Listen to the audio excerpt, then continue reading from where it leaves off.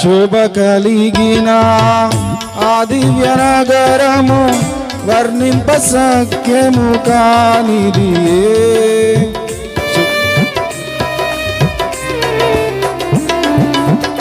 శోభ కలిగిన దివ్య నగరము వర్ణింప సఖ్యము కానిది. బహు సహస్రముల సూర్యుని కంటే, బహు సహస్రముల సూర్యుని కంటే ప్రజ్వాలించుచున్నది మహిమ వలెను.